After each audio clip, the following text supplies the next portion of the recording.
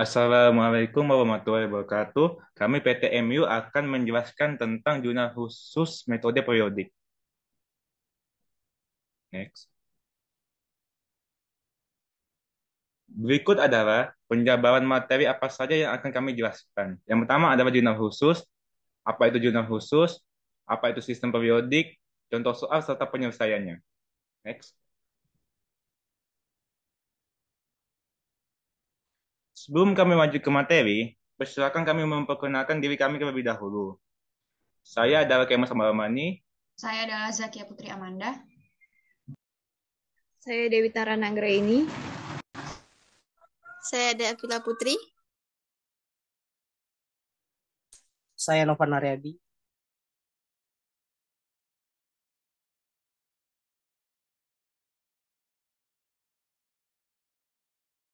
Selanjutnya, saya akan menjelaskan apa itu jurnal khusus. Jurnal khusus merupakan catatan akuntansi permanen yang digunakan untuk mencatat transaksi keuangan perusahaan secara kronologis dengan menyebutkan akun yang debit maupun yang dikredit atau kas suatu akun yang transaksinya terjadi secara berulang-ulang. Dengan jurnal khusus dapat diadakan pemberian tugas. Misalnya, pencatatan pemberian dilakukan oleh satu orang pencatatan. Penjualan dilakukan oleh satu orang. Begitu juga pencatatan penerimaan atau pengeluaran uang tunai. Next. Selanjutnya, metode periodik. Periodic Inventory Method. Metode pencatatan periodik merupakan metode pencatatan yang sederhana dan mudah untuk dilakukan.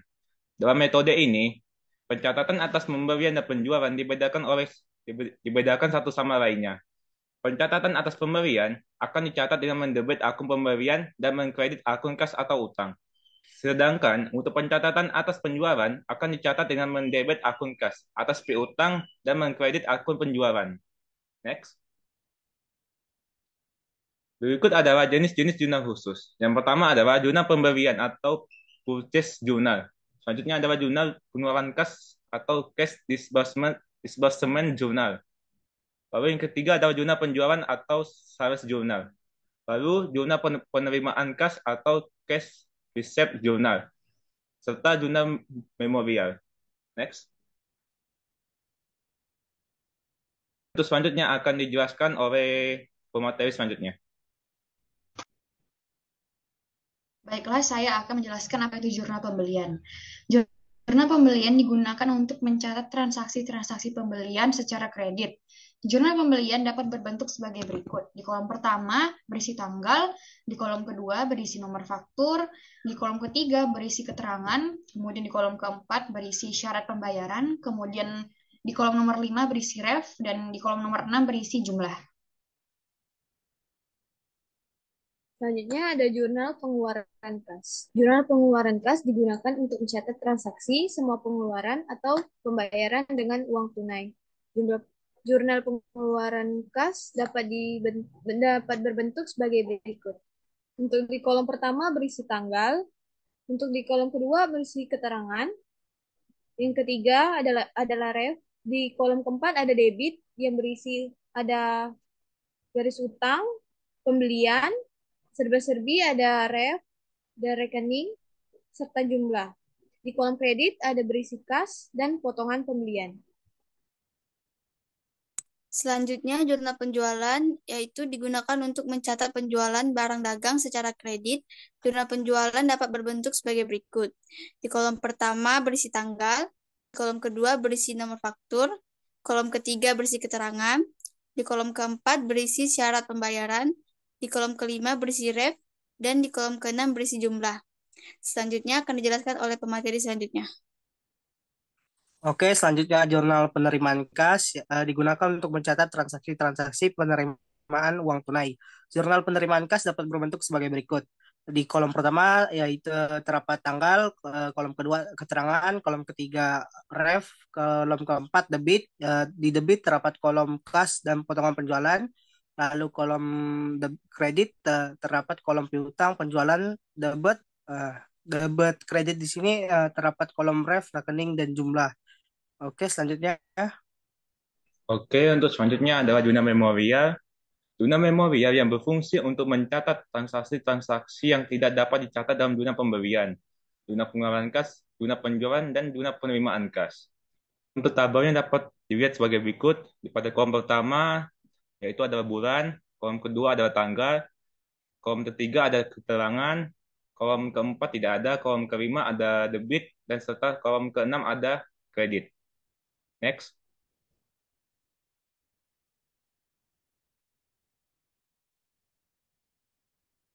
Selanjutnya kita akan masuk ke contoh soal dan penyelesaiannya. Next. Baiklah, di sini ada PT Waserba 81 yang akan mencatat seluruh transaksinya menggunakan jurnal khusus metode periodik. Pada contoh soalnya, selama bulan Desember 2013, Waserba 81 mencatat transaksi di bawah ini. Perusahaan menggunakan metode periodik untuk mencatat transaksi terkait barang dagangan. Yang pertama, 1 Desember membayar sewa toko bulan Desember sebesar 2.400. Kemudian pada tanggal 3 Desember membeli 50 sin kain batik dari Juragan Batik Erlangga dengan termin kredit 2/10 N/30 freight on board FOB shipping point sebesar 21.600 dan seterusnya. Next.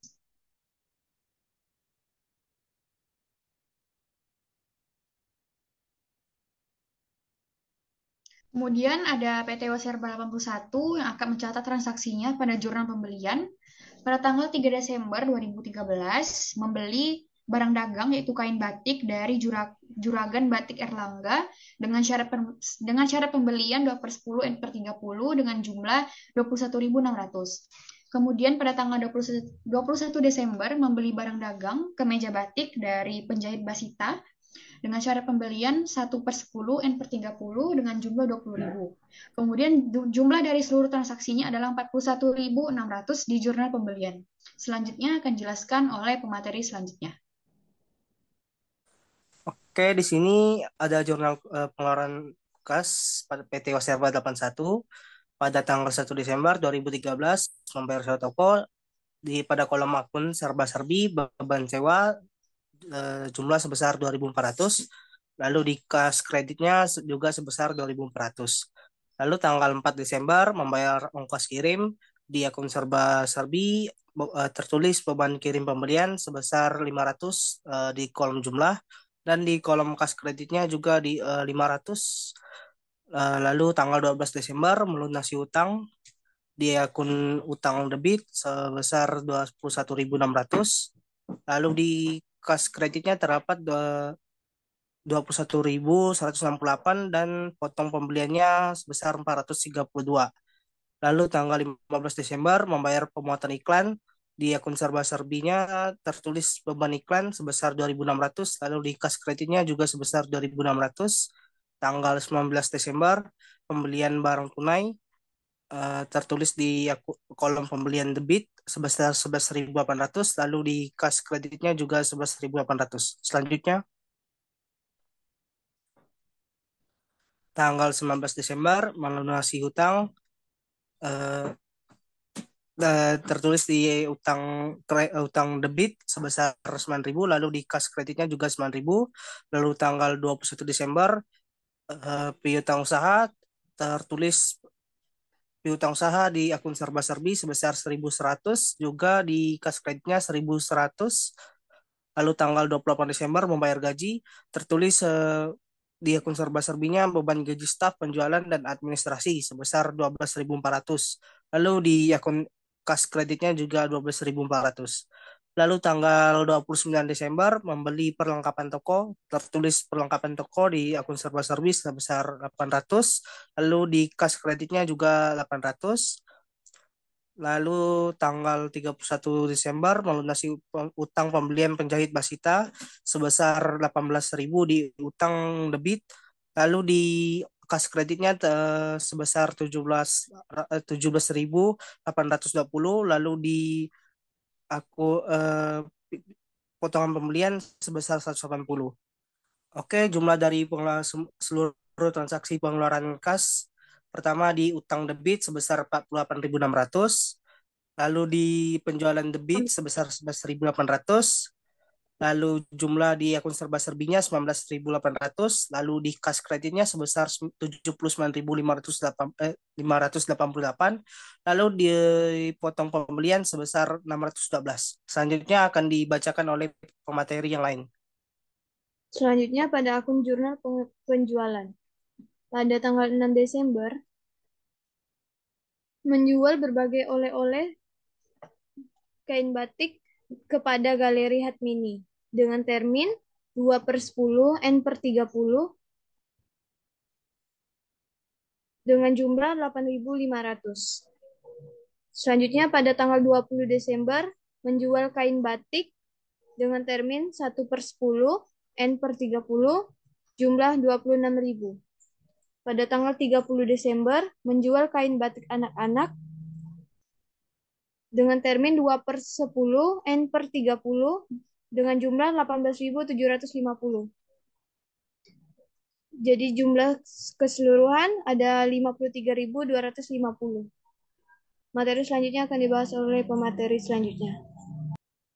Baiklah, selanjutnya jurnal penerimaan kas pada tanggal 7 Desember 2013 dengan keterangan menerima pelunasan piutang Bapak Adi Gunawan berada di debit kas sebesar 8.900 dan berada di kredit piutang sebesar 8.900. Lalu tanggal 10 Desember mencatat penjualan tunai 1-10 Desember berada di debit kas sebesar 27.200 dan berada di kredit penjualan sebesar 27.200. Lalu pada tanggal 16 Desember menerima pelunasan piutang dari Galeri Hatmini berada di debit kas sebesar 6.860 dan mendapat potongan sebesar 140 dan berada di kredit piutang sebesar 7.000. Selanjutnya pada tanggal 21 Desember menerima pelunasan piutang berada di debit kas sebesar 17.600 dan piutang berada di kredit sebesar 17.600. Pada tanggal 30 Desember menerima pelunasan piutang berada di debit kas sebesar 26.829 dan potongan penjualan 271 dan kredit piutang sebesar 27.000.